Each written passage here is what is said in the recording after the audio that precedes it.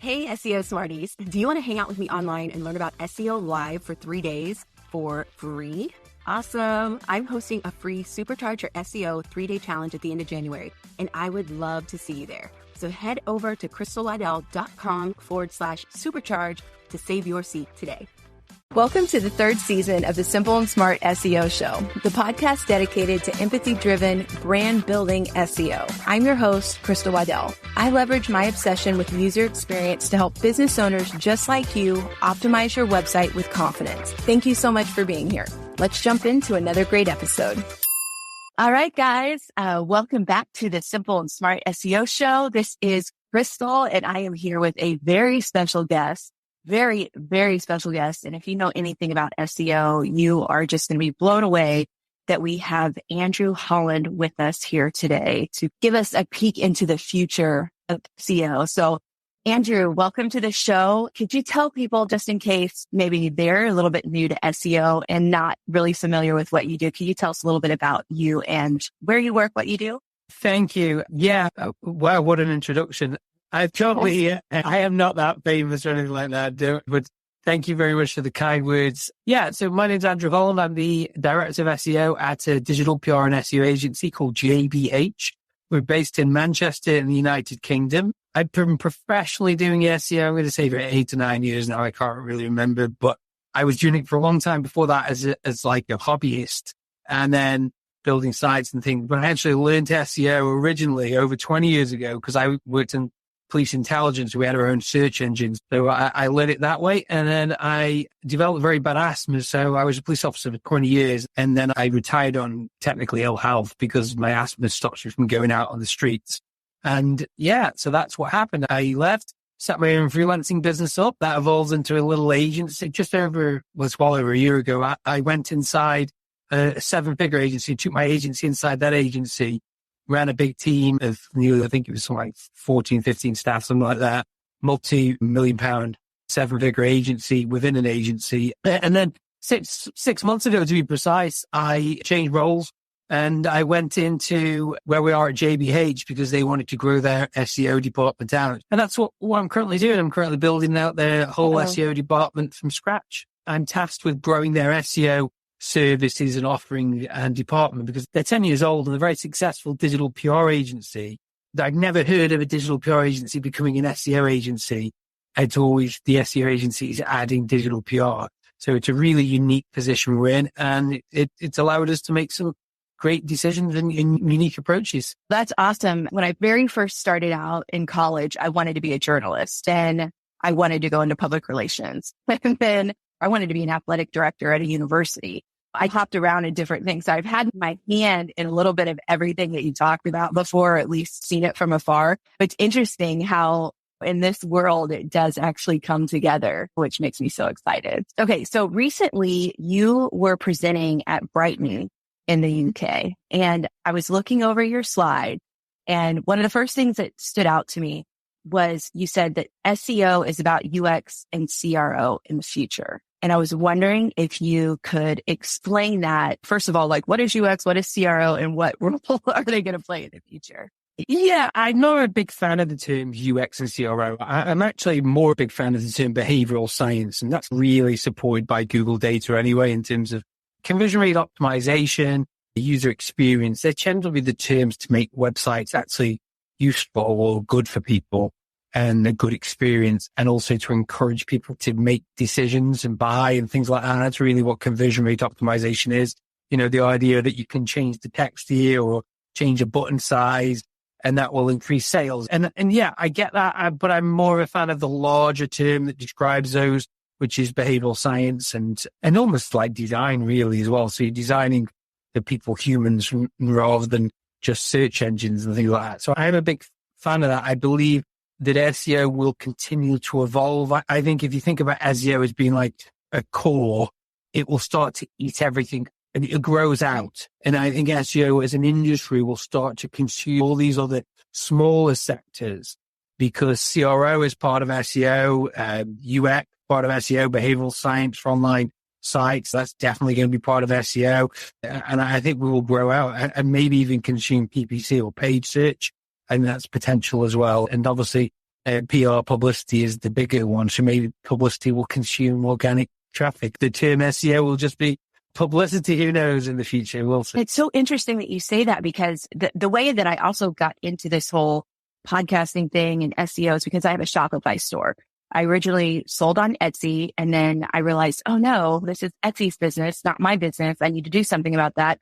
And so I created my own website, and then I started doing my SEO, and I started driving lots of traffic. Like for me, 10,000 visitors a month, it's a big deal. So I'm like, whoa, look at this. I'm driving all this traffic, but it wasn't converting. And so that's when I started digging a little deeper. I was like, okay, so I'm driving traffic. Is it the right traffic? What's wrong with my traffic? How do I get it to convert?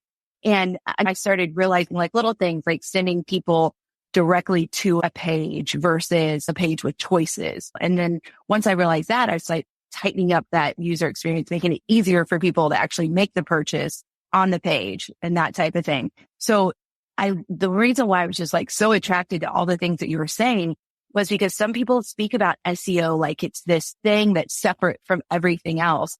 And it's no, all of that stuff works together. And it's only when you do one that you realize, oh, this other thing actually is a little bit broken too, or can be optimized, or, that type of thing. So I love how you say all that.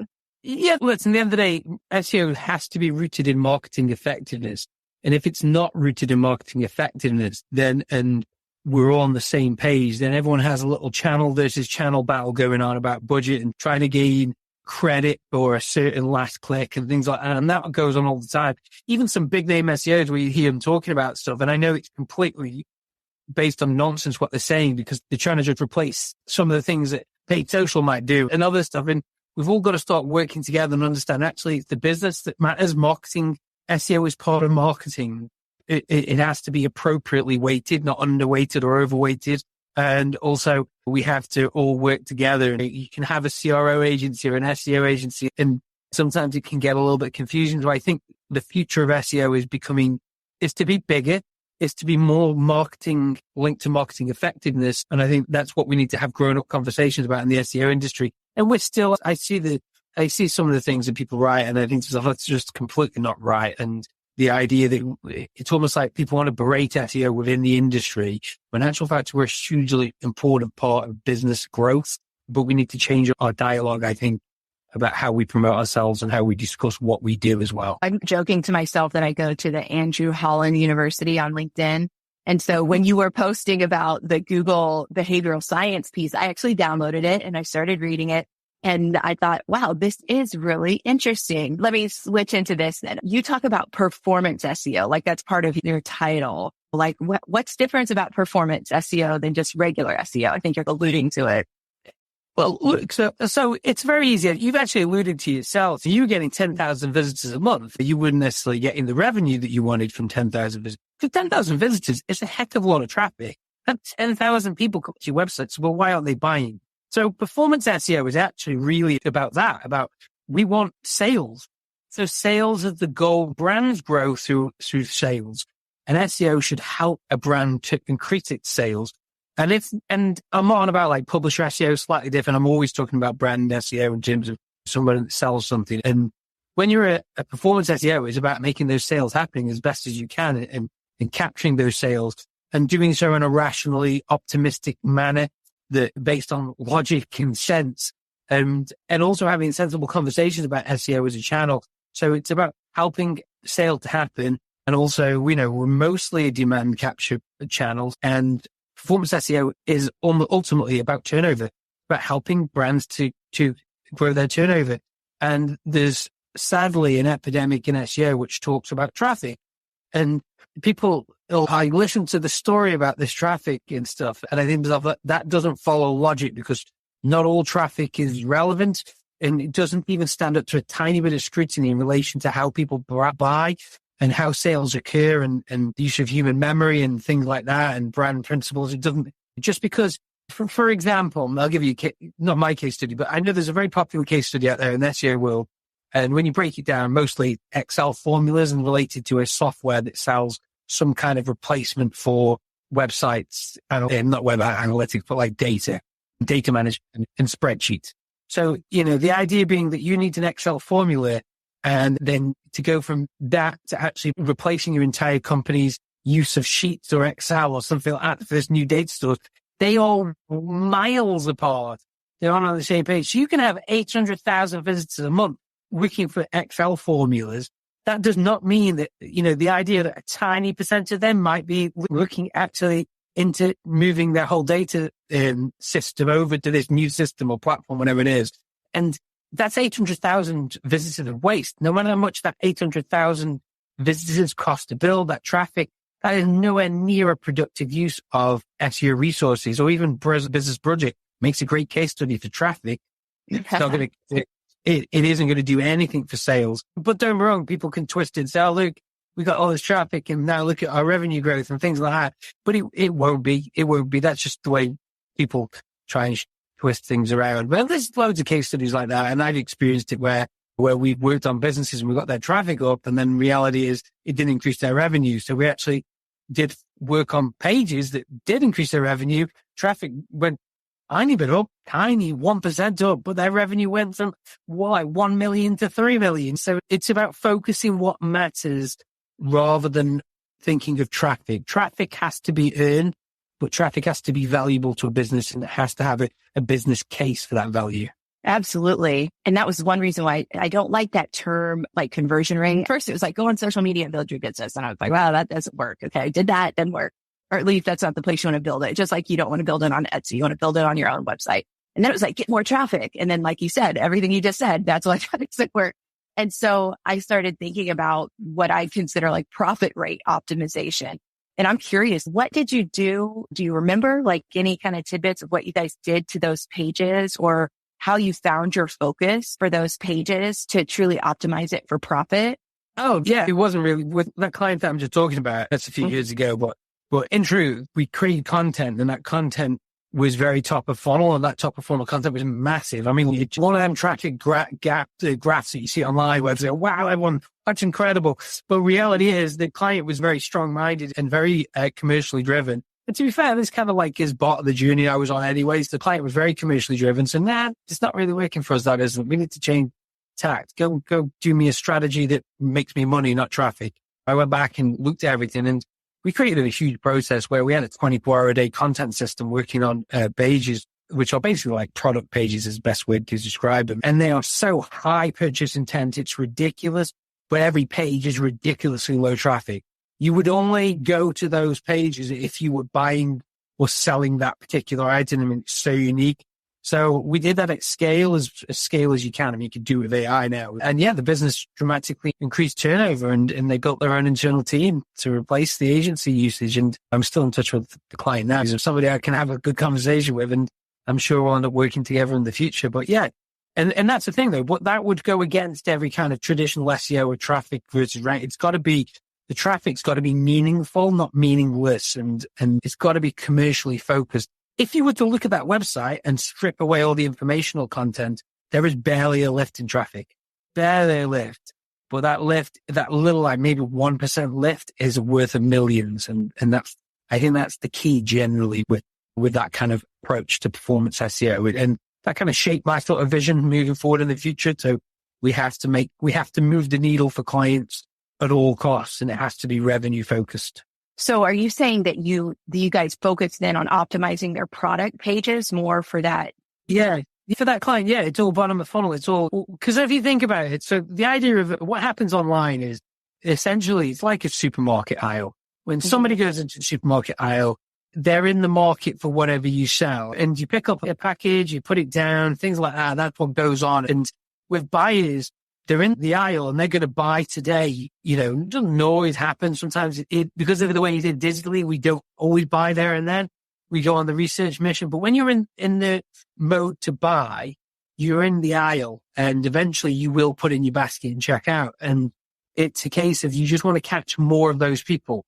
So sales growth occurs by what they call light category buyers. And these are the people that don't buy or heavy buyers. So the people that buy from a certain type of website come there direct every time. That's great.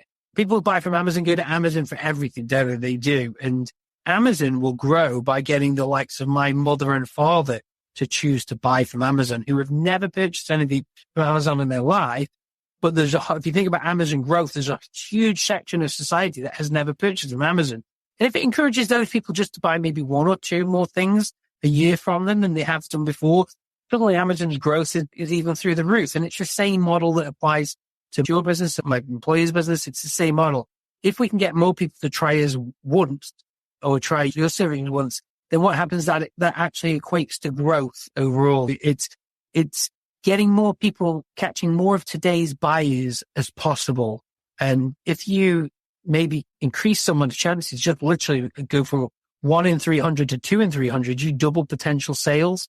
And that's the thing with SEO. And that's why organic reach is so powerful, because you reach more people who are ready to buy and you capture them as they're just about to. And if you think about it, whenever you buy and you break down your own behavior, when you go online, sometimes you'll search for the person directly. Sometimes you'll look for the broad keyword, but you're ready to buy. And then even at the last minute, you'll click on a few links before you actually purchase to decide, what am I going to do? What am I going to do? What am I going to do? We come back and forward. And eventually you try something. And it's tiny.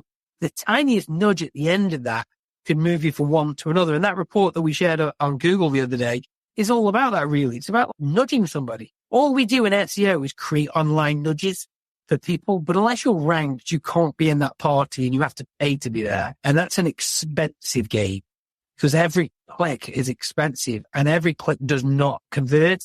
And then even then, when they're ready to buy and you can convert, the organic traffic is reaching more people. More people are clicking to organic listings because we know that they're paid listings, and there's almost like what's called Google gullibility. We rely on Google to filter the best result for us.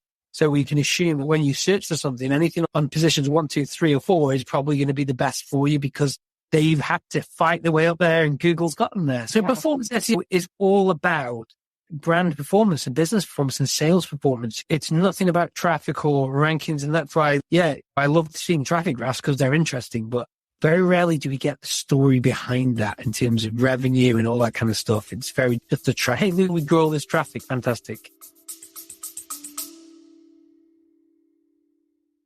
Do you spend your days at your 9 to 5 counting the hours until you can get home and burn the midnight oil on your side hustle? If so, I've got the podcast for you. Check out the Late Night Internet Marketing Podcast, where every episode brings you closer to the online business success that you've been dreaming about. We'll see you there. Late Night Internet Marketing.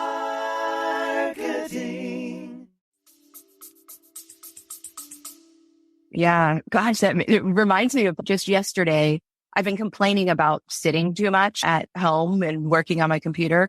So I was searching for a standing desk. And once I went into search mode, I forgot everything about SEO, because I was like, oh yeah, here's the standing desk. It's like the first option. It must be the best. And so I completely fell back to those practices myself.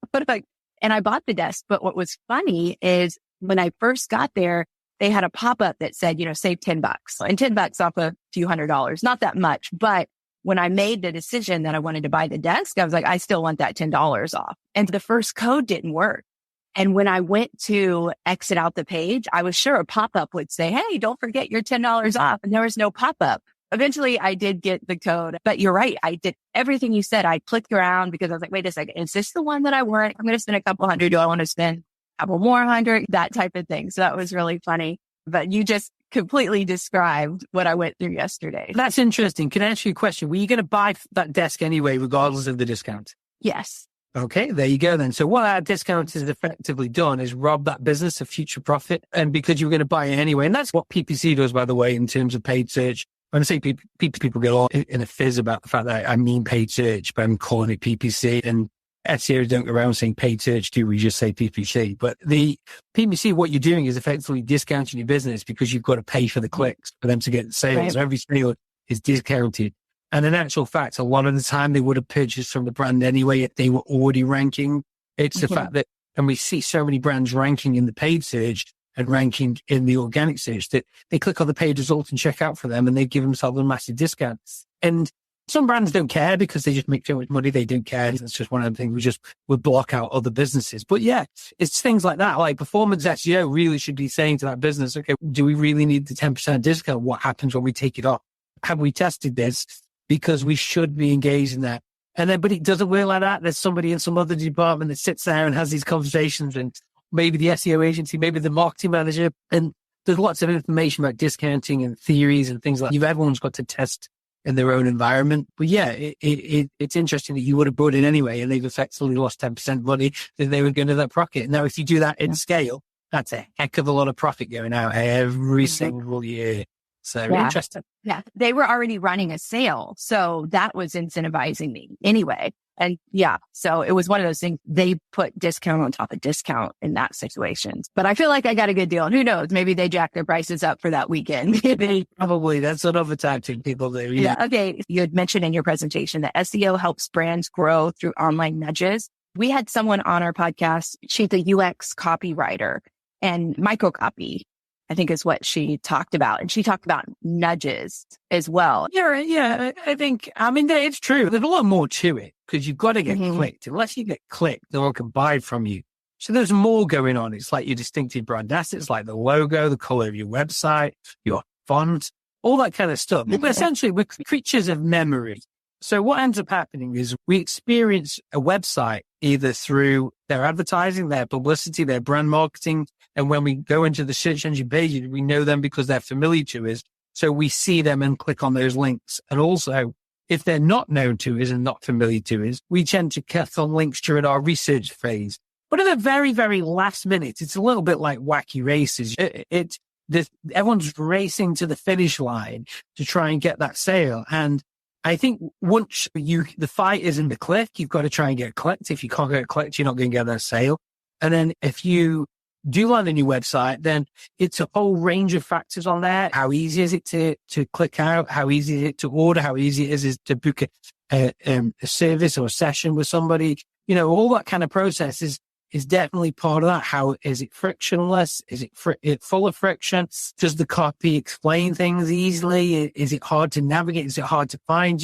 And all those things will matter massively to a consumer.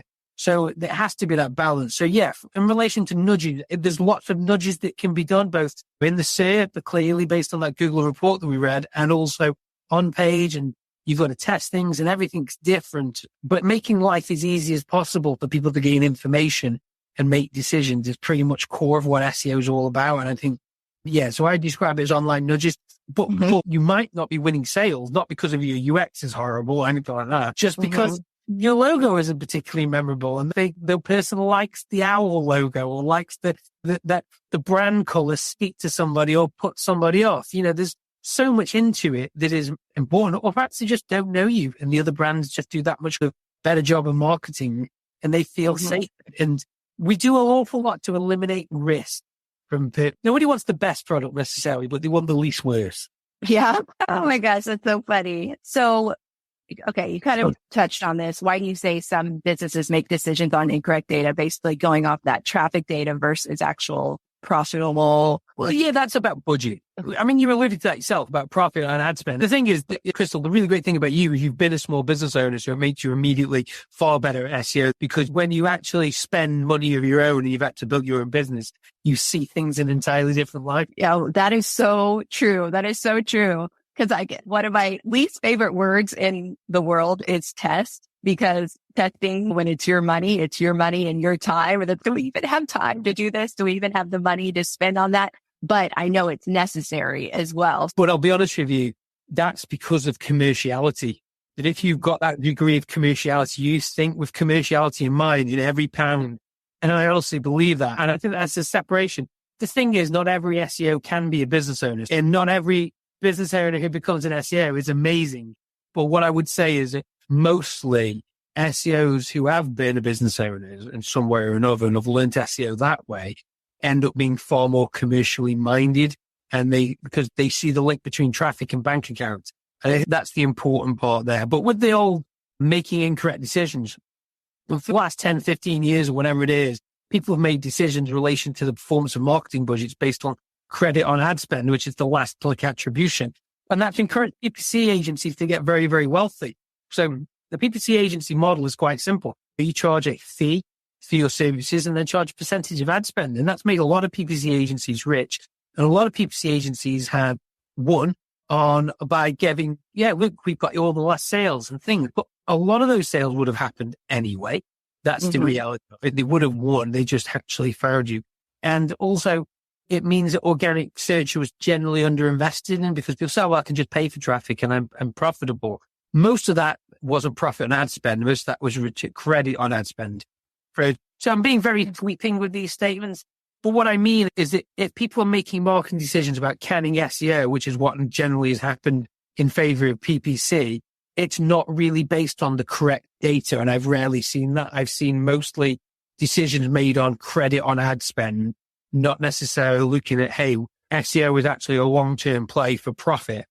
And if you're spending $30,000 a month on PPC, which is fantastic, what's your plan to grow beyond that? What are you going to do? And I see that too often. The businesses now, they've leveraged themselves for 5-10 years on PPC. Costs go up, ad costs go up, profit costs of shipping, costs of staff, cost of wages, inflation, all that kind of stuff goes up, and profits of business declines. So, well, that's not marketing designed to increase the profitability of a business. And so a lot of incorrect decisions about when SEO should have been gauged have been made based on incorrect data. And that's why I say we've got to, if you're going to make decisions about marketing channels, you better make sure your data's bang. And I don't think that's been the case for a lot of people. Yeah. Wow. That is such a great explanation. I never thought about it that way. I can't wait to go back and listen to this. What about share of search? What do we need to know about share of search? And we actually did talk about this early on in one of our probably first 10 episodes, because a friend of mine works for SEMrush and they were working on a project at that time. And so we talked about share of search, and I would just love to revisit that and hear from your mouth the advantages of that and what to do. So share of search is an interesting one because essentially it's a brand proxy. It's nothing to do with SEO. I've completely stolen it. And the reason why the share of search really is a very fast, cheap way to measure your marketing's impact, because as more people are likely to search for you, the more people are likely probably to be interested in buying from you in the future. You said that it's quick. How do you measure it? What is the timeline on that? Yeah, you get all the brand's traffic for a month. You decide who you're competing against, go get all the brand traffic, divide against itself, get a percentage, and the percentage of your traffic against who you're competing with is your share of search. And you do that with Google Trends. I use a tool called My Telescope, which is very cheap and very good to do it. You can use other things. You can use SEMrush as well and Hrefs.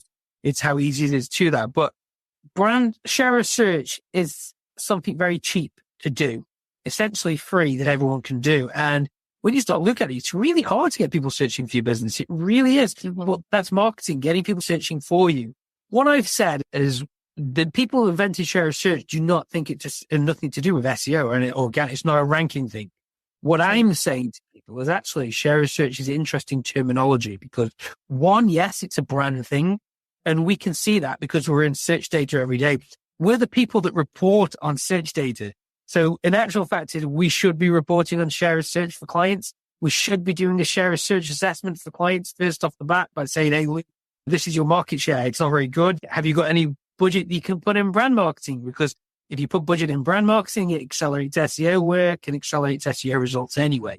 So we should be doing that first off. And then the second thing is that extra share of search, that what I call buyer intent share of search, which is the thing that people search for related to your category when they don't search for your brand directly. Because that's broad, like car insurance, pet shop near me, whatever it is, you want to get as much of that traffic in comparison to your competitors as possible. And that's two bubbles. So you've got your brand search and you've got your buyer intent share of search. They're both shares of search. So what's your share of buyer intent? What's your share of the brand searching against the categories? And then what happens there is you've got those two great buckets. Now, in actual fact, I'm saying they're the same metric because in actual fact, they come together to create total search volume. And that's fantastic. So you can say, okay, this is our total search volume. This is their split. This is the brand search. This is the share of search. And then what you get is this really great metric where you can turn around to any kind of CMO or boss or client or manager and say, hey, look, we're growing here. We're not growing there. You need to go and invest in this. You need to go and invest in that. And I think that's the secret of the share of search metric in terms of what we've got to do as an industry is find better terminology than traffic and rankings because it's like meaningless. We sit there with reports for years. Some arrows are going up, some arrows are going down. Some have green, some have red. Oh no, please, less red this time. In actual fact, it doesn't make that much difference because there's so many thousands of keywords or hundreds of keywords per pages and variations that it's not great. What really matters is our marketing working? Are we increasing search? So share of search has got this whole thing going on. I think we should adopt share of buyer intent search as a metric, and that we should be the people reporting on share of search for all the businesses. Because every business got an SEO can now suddenly go out there and report on share of search. And now some brands, you've got no brand traffic. It's just, there's nothing there. For some, you'll be able to do localized, and it is locally. You're doing some penetration, marketing penetrations working locally. And also it encourages businesses to think more three-dimensional about their marketing in terms of, okay, maybe those radio ads did work after all. Maybe that PR works. Maybe the other stuff we're doing works.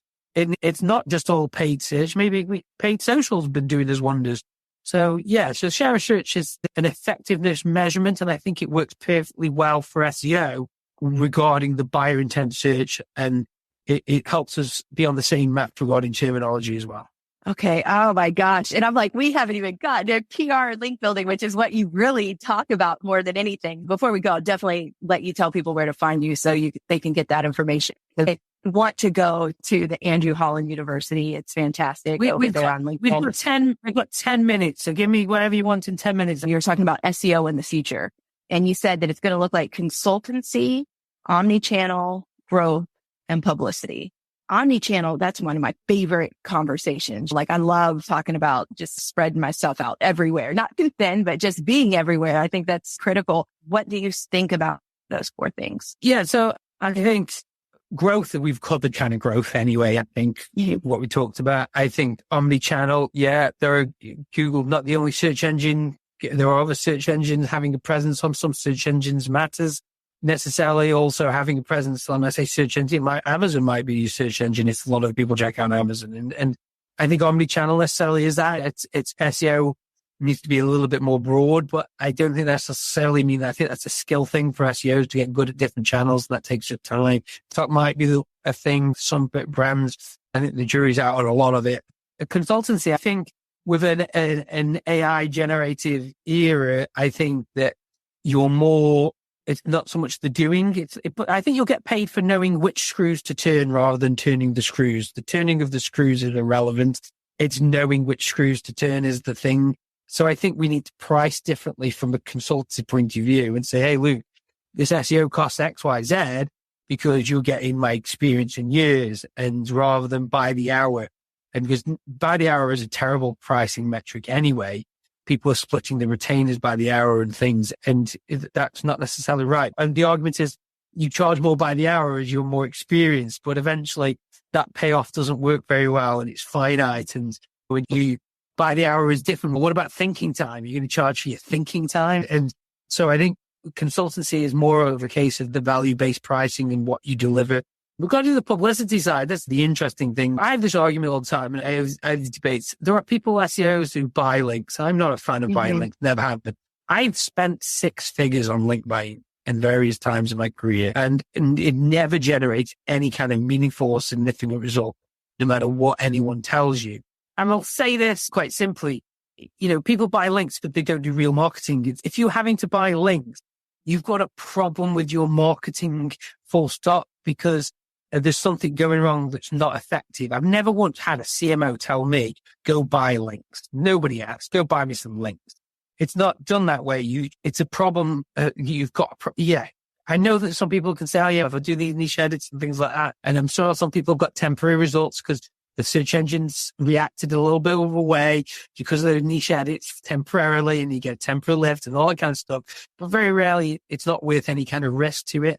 Whereas publicity helps to drive that share of search and brand search because you're constantly getting links, you're constantly getting mentions, you're constantly getting discussed about an expert. It's that EAT.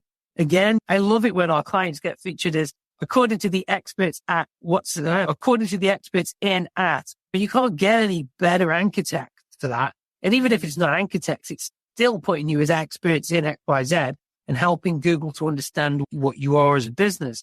So I'd rather have that than anything else in buying links. So I think publicity is the one thing that we can order out of our SEO budget that can help with brand growth and it can fuel it. So for me, I think it's us looking for publicity for businesses and saying, hey, SEO and publicity go together hand in glove. Why aren't you doing it? Why aren't you spending on publicity? And to be honest with you, when you look at link buying budgets compared to link building or link earning with digital PR, on a cost by cost basis, it's pretty much the same. Most of the people who listen to our podcast are solopreneurs, or they've got small businesses with minimal employees. How can small businesses do this? Is this only a big business game? What I would say to everyone is, so the Ehrenberg Bass Institute of Marketing Science is really cool because they put loads of data out there, but their sponsors are large businesses. There's some work around there about how tiny brands grow. There's a few articles knocking around how tiny brands grow. And tiny brands grow the same way. This is from them, not me. They grow by telling more people they exist. And that's exactly the mantra that any small business should have. Tell as many people that you exist as possible, as much as you can, as many means as possible. That might be go and get featured in directories. That might mean sponsoring events. That might mean sponsoring your local football team. That might mean handing out flyers on car parks, because you do think there's a lot of stuff that doesn't scale, but we do. Mm-hmm. And if you have that mantra of telling people you exist, and if you do it digitally as well, okay, how can we tell people exist digitally? Okay, we can put some Facebook ads. We can go on local radio. We can go on local podcasts. We can be featured in the local blogs, all that kind of stuff. Add links to your website. And I say local, it can be industry specific as well. As long as they are getting eyeballs on wherever you're getting featured, that's publicity, and that's helping people, telling people you exist. And I think that's the key, is that we've got very lazy with marketing. We wanted it to be Facebook push button, pressed ad, go. And look, I gave Google $1,000 and now I'm rich. And it just doesn't work that way. And SEO doesn't work that way. Nothing else works that way. Unfortunately, that's why I want businesses to succeed, small and large. And if you've got a good service, tell people about it, it will grow. Oh, I love that. Okay. So last question. Okay. You were talking about the SEO apocalypse. So I was hoping you could elaborate on that a little bit for us. Yeah. Okay. Yeah. Very last thing. So at the end of the day, we're facing a current time where everyone's thinking this SG is the SEO apocalypse. I actually don't prescribe to that. I think publishers are going to be in a bit of pain in terms of actual people who make money just from content and display ads. I get that. And I think they will lose some traffic.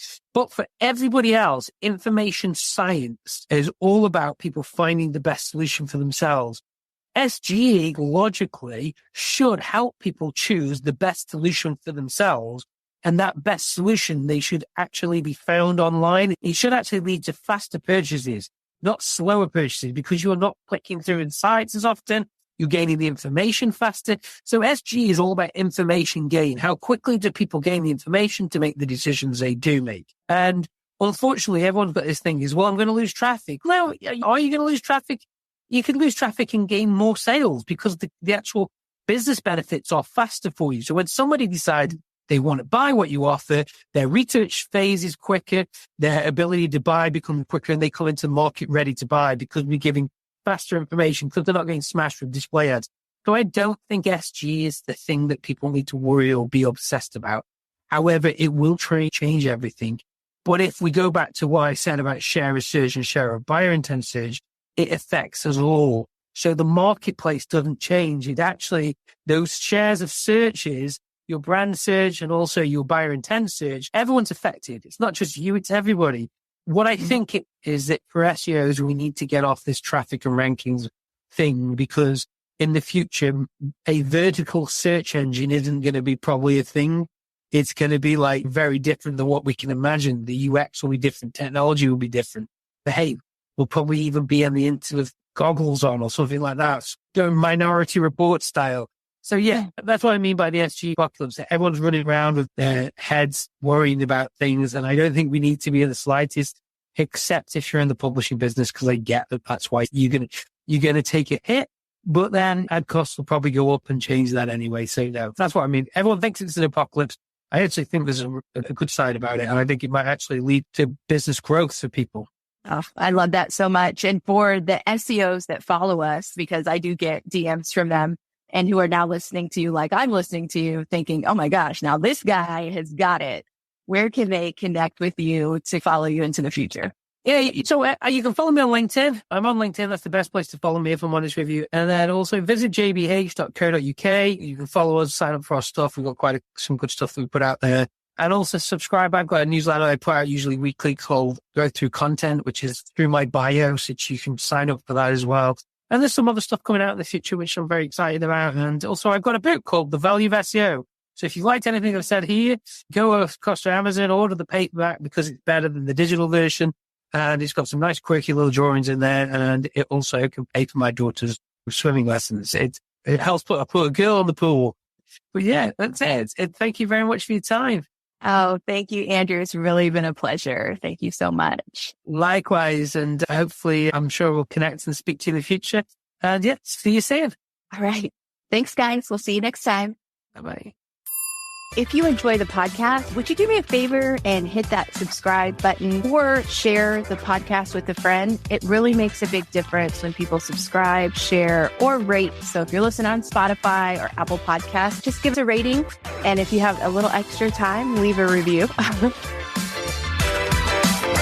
Hey guys, this is Crystal, one of your co-hosts from the Simple and Smart SEO Show podcast. If you're looking for a unique, handcrafted way to spruce up your home or office, then collagenwood.com is the perfect place for you.